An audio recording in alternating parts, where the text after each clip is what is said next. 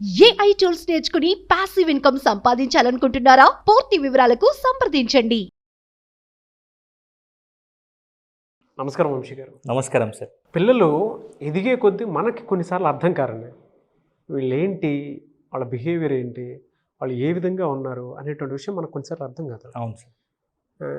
Even మా అబ్బాయిని నేను పెంచేటప్పుడు కూడా నాకు కొన్ని విషయాలు అర్థం కాక కన్ఫ్యూషన్ మోడ్లోకి పడిపోయాను. ఓకే.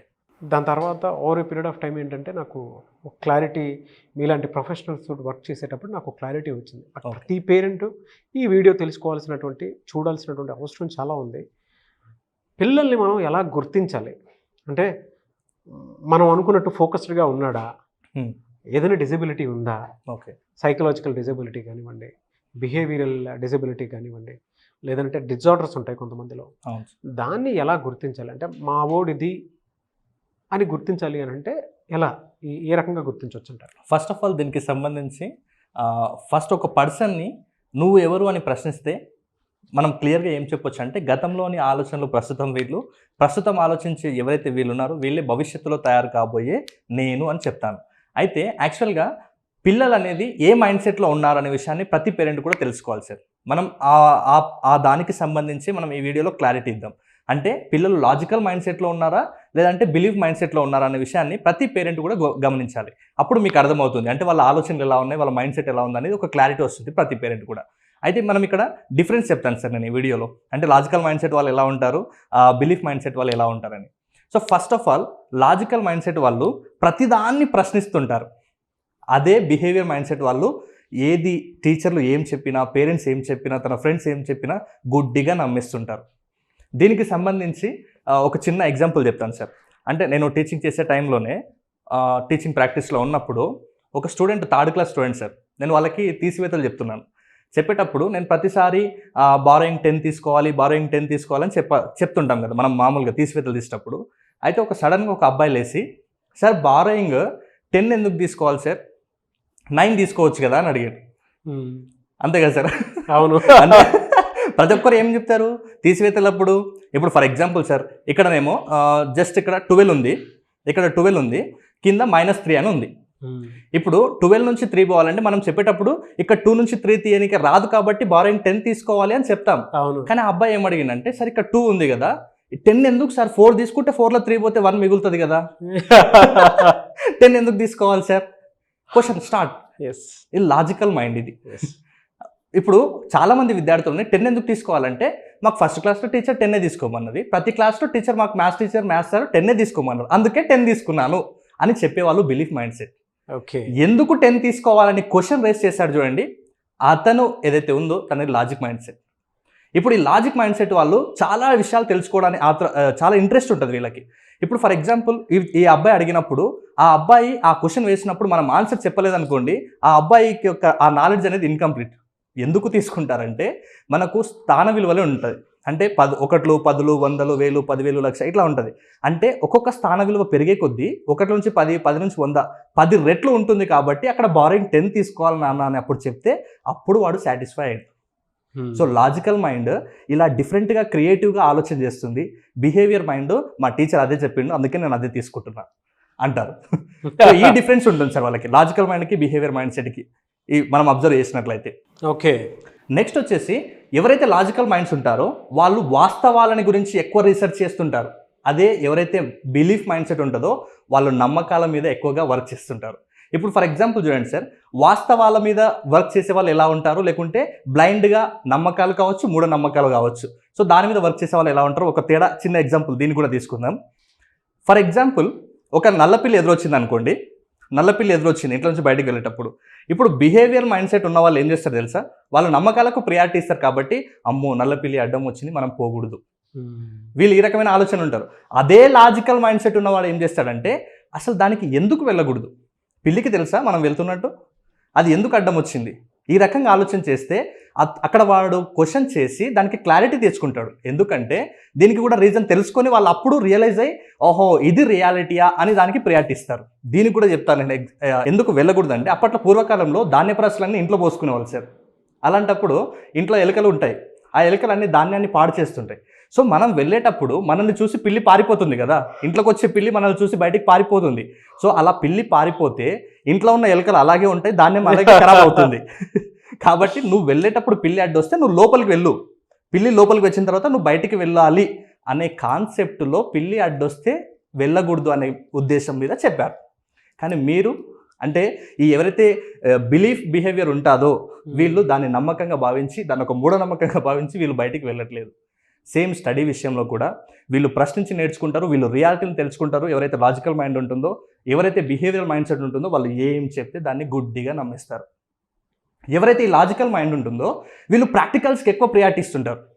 వాడికి ఫర్ ఎగ్జాంపుల్ బీపీని కొలిచే పరికరం స్పిగ్మోమానోమీటర్ అని చెప్తే వాడు ఆ పరికరాన్ని సెర్చ్ చేస్తాడు, అది ఎక్కడెక్కడ ఉంటుందో చూస్తాడు, దాని ప్రైస్ ఎంత ఉందో చూస్తాడు, అది ఎలా వర్క్ చేస్తుందో చూస్తాడు. ఎవరు?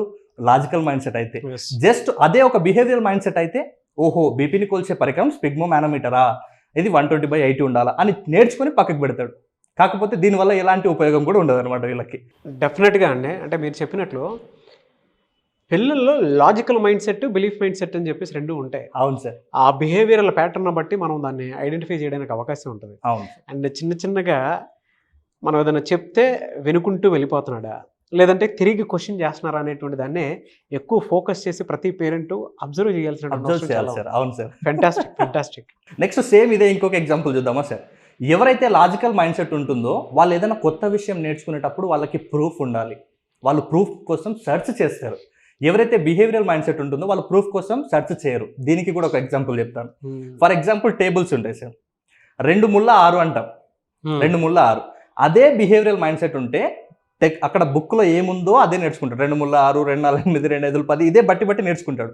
లాజికల్ మైండ్ సెట్ ఎందుకు 2 ముళ్ళ 6 ఈ క్వశ్చన్ చేస్తాడు. చాలా మందికి తెలియదు. అంటే ఈవెన్ చిన్నపిల్లలు కొంతమంది ఉంటారు సార్, వాళ్ళకి జస్ట్ అంటే టేబుల్సా ఓకే ఇది అంటే బట్టి చదివేస్తుంటారు. కానీ ఎందుకు 2 2 4, ఎందుకు 2 3 6 అయింది, ఎందుకు 2 4 8 అయింది అనే విషయానికి వస్తే ఎవరైతే ఈ లాజికల్ మైండ్ సెట్ ఉంటుందో ఇతను ఆలోచన చేస్తాడు. 2 ముళ్ళ 6 ఎందుకు అయిందంటే 2ని 3 సార్లు ప్లస్ చేస్తే 6 వస్తుంది అనే క్లారిటీ ఉంటుంది. కాబట్టి దాన్ని ఎట్ ఏ టైం మనం టేబుల్స్ రూపంలో ఇలా నేర్చుకుంటున్నాము అని లాజికల్ మైండ్ సెట్ చేస్తారు. అదే ఒకవేళ బిలీఫ్ మైండ్ సెట్ ఉందనుకోండి, 2 ముళ్ళ 6 ఎందుకు అయింది బాబు అని అడిగితే 2 ముళ్ళ 6 ఎందుకు అయింది ఆ టేబుల్ బుక్లో అట్లే ఉంటుంది, మా టీచర్ అట్లనే చెప్పింది. అదే లాజికల్ మైండ్ సెట్ అయితే 2 ముళ్ళ 6 ఎందుకు అయింది నాన్న అంటే 2ని 3 సార్లు ప్లస్ చేస్తే 6 అవుతుంది కాబట్టి 2 ముళ్ళ 6 అయింది అని ప్రూఫ్ ఉంది. కాబట్టి వాడు స్టాండర్డ్గా నేర్చుకుంటాడు లాజికల్ మైండ్ సెట్. ఎవరైతే బిహేవియరల్ మైండ్ సెట్ ఉందో వీళ్ళు జస్ట్ బిలీఫ్ సిస్టమ్ మీద వెళ్ళిపోతుంటారు. వీళ్ళ మీద ఇతరుల ప్రభావం ఎక్కువ ఉంటుంది, ఇతరులు ఏం చెప్తే దాన్ని ఫోకస్ చేస్తారు. అదే లాజికల్ మైండ్ సెట్ అయితే వీళ్ళే స్వయంగా రీసెర్చ్ చేస్తారు. అందుకే వీళ్ళు ప్రతి విషయాన్ని ప్రశ్నిస్తారు, ప్రతి విషయాన్ని కూడా వీళ్ళు సెర్చ్ చేస్తారు, ప్రతి విషయాన్ని కూడా తెలుసుకోవాలనే ఆసక్తి ఎక్కువ ఉంటుంది. కాబట్టి వీళ్ళ బ్రెయిన్ ఎప్పుడు కూడా క్రియేటివ్గా పనిచేస్తుంది. ఈ లాజికల్ మైండ్ సెట్ వాళ్ళది ఎప్పుడు కూడా కొంచెం క్రియేటివ్గా ఆలోచనలు చేస్తుంటారు సార్.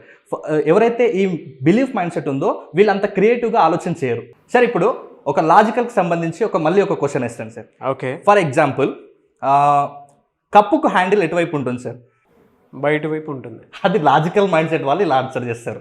అదే ఒకవేళ బిలీఫ్ మైండ్ సెట్ అయితే మనం ఎటు పట్టుకుంటే అటు ఉంటుంది, లెఫ్ట్ హ్యాండ్లో పట్టుకుంటే లెఫ్ట్ సైడ్ ఉంటుంది, రైట్ హ్యాండ్లో పట్టుకుంటే రైట్ సైడ్ ఉంటుంది. సో ఇలాంటి ప్రశ్న వస్తుంది. సో మీకు అర్థమై ఉంటుంది అంటే లాజికల్ మైండ్ ఎలా ఉంటుంది, లాజికల్ బిహేవియర్ ఎలా ఉంటుంది, బిలీఫ్ బిహేవియర్ ఎలా ఉంటుంది అనేది. ఇంకొక విషయం అబ్జర్వ్ చేయండి. ఎవరికైతే మీ పిల్లలు logical mind set, logical behaviour ఉందో వీళ్ళు కన్సిస్టెన్సీగా ఒక వర్క్ని ఖచ్చితంగా చేస్తూ వెళ్తారు. ఈవెన్ అది స్టడీస్ కావచ్చు, లేదంటే మనం వాళ్ళకి ఏదైనా పని అప్పగించినప్పుడు కూడా కావచ్చు. అంటే ఈ లాజికల్ మైండ్ కన్సిస్టెన్సీగా చేస్తారు. నెక్స్ట్ ఈ belief mind set, belief behaviour ఎవరైతే ఉన్నారో వీళ్ళకు కన్సిస్టెన్సీ అనేది ఉండదు. లాజికల్ మైండ్కి కన్సిస్టెన్సీ ఉంటుంది, ఎందుకంటే వాళ్ళు కొన్ని రూల్స్ అండ్ రెగ్యులేషన్స్ స్ట్రిక్ట్గా పెట్టుకొని ఫాలో అవుతుంటారు లాజికల్ మైండ్ వాళ్ళు. సో ఈ రూల్స్ అండ్ రెగ్యులేషన్స్, ఈ బిహేవియర్ మైండ్ సెట్ వాళ్ళకి ఉండకపోవడం వల్ల వీళ్ళు కన్సిస్టెన్సీ లోపిస్తుంది. మనకు అర్థమై ఉంటుంది. ఎవరు పిల్లలు కాన్సన్ట్రేషన్ ఎక్కువ చేస్తారు స్టడీస్ మీద, ఏదైనా పని అప్పగించినప్పుడు ఎవరు బాగా చేస్తారు అంటే ఇప్పుడు ఈజీగా ఆన్సర్ చెప్పొచ్చు, లాజికల్ బ్రెయిన్సే ఎక్కువగా ఆ వర్క్ని కంప్లీట్ చేస్తారు. సో లాజికల్ బిహేవియరే ఎక్కువగా బెనిఫిట్స్ని క్రియేట్ చేస్తుంది.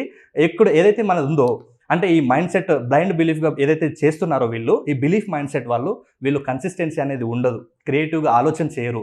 ఎవరైతే నమ్మకాల మీద, విశ్వాసాల మీద వీళ్ళు ఎక్కువగా టైం వేస్ట్ చేసుకుంటారు. కాబట్టి అందుకే నేను అంటున్నాను, మీరు గుడ్డి నమ్మకాలని నమ్మకుండా లాజికల్గా ఆలోచించడం స్టార్ట్ చేయండి. అప్పుడు మీ లాజికల్ బిహేవియర్ అనేది డెవలప్ అవుతుంది, మీ లోపల క్రియేటివిటీ డెవలప్ అవుతుంది, కన్సిస్టెన్సీ డెవలప్ అవుతుంది. మీరు కొత్త కోణంలో ఒక సమస్యని పరిష్కారాన్ని ఎలా చేయాలి అంటే ప్రాబ్లమ్ సాల్వింగ్ స్కిల్స్ కూడా మీకు అలవాటు అయిపోతాయి. కాబట్టి మీరు ప్రతి విషయంలో ఒకదాన్ని నేర్చుకోవాలంటే మీకు దాని పట్ల ఆసక్తి, ప్రశ్నలు అడగడం ద్వారా మీరు ఆటోమేటిక్గా చాలా నాలెడ్జ్ తీసుకుంటారు. కాబట్టి ఇప్పటికైనా మీకు క్లారిటీ వచ్చింది అనుకుంటా, లాజికల్ బిహేవియర్ ఎలా ఉంటుంది, బిలీఫ్ బిహేవియర్ ఎలా ఉంటుంది. సో ఇప్పటివరకు ఈ వీడియోని చూసి పేరెంట్స్ ఇప్పటికే మీకు అర్థమై ఉంటుంది మీ పిల్లల్లో ఏ రకమైన బిహేవియర్ ఉంది అనేది కామెంట్ బాక్స్లో పోస్ట్ చేయండి. ఫెంటాస్టిక్ అన్న. నిజంగా ప్రతి పేరెంట్ వీడియో చూసిన తర్వాత మీ పిల్లలు ఎలా అబ్జర్వ్ చేస్తే మీరు ఏ విధంగా ఐడెంటిఫై చేశారో, వాళ్ళల్లో ఉండేటువంటి బిలీఫ్ సిస్టమా, లాజికల్ సిస్టమ్ ఎక్కువ ఉందా అనేది అప్రిషియేట్ చేస్తూ కింద కామెంట్ బాక్స్లో హ్యాష్ట్యాగ్ పెట్టి మీ పిల్లల పేర్లు పెట్టి వాడు దీంట్లో అంటే మా వాడు దీంట్లో బెస్ట్ అని చెప్పండి. ఎనీవేస్ థ్యాంక్ యూ అన్న. Thank you so much Vamshi గారు. Thank you sir. Thank you. అయితే చాలామంది జూన్ నుంచి జరిగేటువంటి క్లాస్ని ఎక్స్పెక్ట్ చేస్తూ ఉన్నారు. జూన్ 1 నుంచి మీరు అందరూ కూడా పేరెంట్స్, పిల్లలు, టీచర్స్ ఎవరైతే ఉంటారో క్లాస్కి ఒకసారి ఎన్రోల్ అయితే డెఫినెట్గా మీరు సక్సెస్ అవ్వడానికి అవకాశం ఉండేలాగా మీ పిల్లలు మీరు ట్రైన్ చేయొచ్చు. ఆ క్లాస్లో ఏముంటుంది, ఏ లైఫ్ స్కిల్స్ ఉంటాయి? ఎస్ సార్, జూన్ 1 నుంచి మనకు క్లాస్ అనేది కండక్ట్ అవ్వబోతుంది సార్. అది ఆన్లైన్లో అంటే జూమ్ ద్వారా జరగబోతుంది. అసలు దీంట్లో ఏమేమి కాన్సెప్ట్స్ ఉంటాయంటే ఫస్ట్ వచ్చేసి మెమరీ టెక్నిక్స్. అంటే జస్ట్ నేను ఇక్కడ లాంగ్ ఆన్సర్స్ ఎలా గుర్తుపెట్టుకోవాలో చెప్పాను, కానీ అక్కడ ఓవరాల్గా క్లాస్లో పీరియాడిక్ టేబుల్ ఎలా గుర్తుపెట్టుకోవాలి, ఇయర్స్ ఎట్లా గుర్తుపెట్టుకోవాలి, ఓవరాల్ మన స్టడీస్లో ఉండే ప్రతి కాన్సెప్ట్ని కూడా నేను మెమరీ టెక్నిక్ ద్వారా నేర్పిస్తాను. నెక్స్ట్ వచ్చేసి స్పీడ్ రీడింగ్ ఎలా చేయాలి, ఎలా వేగంగా చదవాలి, ఎలా మన సిలబస్ని కంప్లీట్ చేసుకోవాలి అనేది స్పీడ్ రీడింగ్ ద్వారా నేర్పిస్తాను. అలాగే హ్యాండ్ రైటింగ్ అనేది చాలా ఇంపార్టెంట్. అంటే నేర్చుకున్నాము, గుర్తుపెట్టుకున్నాం, తర్వాత రాయడం కూడా చాలా ఇంపార్టెంట్. కాబట్టి హ్యాండ్ రైటింగ్ స్కిల్స్ కూడా నేను నేర్పించబోతున్నాను. దాంతోపాటు అంటే ఈ 3 కాన్సెప్ట్తో పాటు ఇంకా ముఖ్యంగా కెరీర్ గైడెన్స్ ఉంటుంది. దాంతోపాటు మీలో లెర్నింగ్ డిజబిలిటీస్ ఏమైనా ఉంటే ఆ లెర్నింగ్ డిజబిలిటీస్ని ఎలా ఓవర్కమ్ చేయాలనే కాన్సెప్ట్ కూడా ఉంటుంది. ఇంకా ముఖ్యంగా ఆ క్లాస్లోనే మీకు ఫైనాన్షియల్ మేనేజ్మెంట్ అంటే మనీ మేనేజ్మెంట్ ఎలా చేయాలంటే స్టూడెంట్ కావచ్చు, లేకుంటే కాలేజ్, యూత్, కాంపిటేటివ్ ఎగ్జామ్కి ప్రిపేర్ అయ్యే ప్రతి ఒక్కరికి కూడా అంటే మీరు మనీ మేనేజ్మెంట్ ఎలా చేయాలి. చాలామంది డబ్బులు సంపాదిస్తారు కానీ చివరిలో అప్పులు అవుతారు, ఎందుకంటే వాళ్ళకి కరెక్ట్గా మనీ మేనేజ్మెంట్ తెలియకపోవడమే. కాబట్టి ఇలాంటి అద్భుతమైన ఈ 6 స్కిల్స్ని కూడా నేను 15 రోజుల పాటు చెప్పబోతున్నాను. అది జూన్ 1 నుంచి మన క్లాస్ స్టార్ట్ అవబోతుంది. దానికి సంబంధించి morning and evening batch 2 batches ఉంటాయి. మీకు వీలున్నటువంటి సమయాల్లో మీ సీట్ని రిజిస్ట్రేషన్ చేసుకోండి. దీనికి లిమిటెడ్ సీట్స్ ఉంటాయి, ఎందుకంటే ఇది రిజల్ట్ ఓరియంటేషన్ వచ్చే అద్భుతమైన క్లాస్. కాబట్టి నేను చెప్తున్నాను, మీరు ఎవరైతే ఆ క్లాస్లో రిజిస్టర్ చేసుకుంటారో మీ డైరీలో రాసుకునే ఒక మెమరబుల్ డేగా అది నేను తయారు చేస్తాను. ఆ 15 days every day is a miracle ఉంటుంది. కాబట్టి మిస్ అవ్వకుండా వెంటనే మీ సీట్ని రిజిస్ట్రేషన్ చేసుకోండి. ఇక్కడ స్క్రీన్ మీద కనబడే నెంబర్కి కాల్ ఆర్ మెసేజ్ చేసి మీ సీట్ని రిజిస్ట్రేషన్ చేసుకోండి. డెఫినెట్గా అండి. Thank you sir. Thank you so much Vamshi గారు. Thank you sir. Thank you so much. చూసారు కదండి వీడియో. ఈ వీడియోపై మీ అభిప్రాయం కమెంట్ బాక్స్లో పోస్ట్ చేయండి. అండ్ జూన్ 1 నుంచి క్లాసెస్ జరుగుతూ ఉంటాయి. సో అందులో కొన్ని మేజర్ ఏరియాస్ని ఆయన కవర్ చేస్తారు. పిల్లలకి ఏం కావాలో, లెర్నింగ్ డిసబిలిటీని ఎలా ఓవర్కమ్ చేయాలి, రాయటం, చదవటం, ఫోకస్ లేకపోవడం, కాన్సన్ట్రేషన్ తగ్గటం ఏవైతే ఉంటుందో దాన్ని ఎలా ఓవర్కమ్ చేయాలనేది ఒక పాయింట్ ఉంటుంది. అంటే 15 days క్లాస్ ఉంటుంది. ప్రతి ఒక్కరూ తెలుగు రాష్ట్రాల్లో ఎక్కడా మీకు ఈ క్లాస్ దొరకవు. నేను దాంతోపాటు మన వంశీ గారు చేసేటువంటి వాటిల్లోనే ఈ కాన్సెప్ట్స్ దొరుకుతాయి మీకు. ఫినాన్షియల్ నాలెడ్జ్ ఒకటి, అంటే సేవింగ్స్ ఎలా నేర్పించాలి, గోల్డ్ని ఎలా సేవ్ చేయాలి చిన్నప్పటి నుంచే, వాటి మీద ఎలా అవగాహన కల్పించాలి. అండ్ దాంతోపాటు చాలామందికి మనం మామూలుగా చూస్తుంటాం 10th తర్వాత, ఇంటర్ తర్వాత ఎలాంటి కోర్సెస్ తీసుకొని ఉంటే కెరీర్లో డెఫినెట్గా మనం సక్సెస్ అవుతాం అనేటువంటి వాటి మీద, హ్యాండ్ రైటింగ్ సంబంధించిన దాని మీద, ఇలా నెంబర్ ఆఫ్ వాటిలో కవర్ అవడానికి అవకాశం ఉంటుంది. కాబట్టి వెంటనే మీరు జాయిన్ అవ్వాలి అనుకున్నటువంటి వాళ్ళు, డెఫినెట్గా మెమరీ పవర్ టెక్నిక్స్ కూడా మీరు తెలుసుకోవాలనుకున్నటువంటి వాళ్ళు, పెద్దవాళ్ళైనా కాంపిటేటివ్ ప్రిపేర్ అయ్యేటువంటి వాళ్ళైనా సరే పర్లేదు, స్క్రీన్ మీద మీకు కాంటాక్ట్ నెంబర్ కనిపిస్తుంది మన వంశీ గారిది. దాన్ని మీరు కాల్ ఆర్ మెసేజ్ వాట్సాప్ చేసి వెంటనే జూన్ 1 జరిగేటువంటి క్లాస్కి 15 రోజుల క్లాస్కి ఎన్రోల్ చేసుకోండి. ఈ వీడియో లైక్ చేయండి, షేర్ మాత్రం తప్పకుండా చేయండి. ఇలాంటి మరిన్ని వీడియోస్ కోసం మా ఛానల్ ఫాలో అవ్వండి. Thank you. సుమన్ టీవీలో మీ పర్సనల్ అండ్ బిజినెస్ ప్రమోషన్స్ కోసం కింది నెంబర్కి కాంటాక్ట్ చేయండి.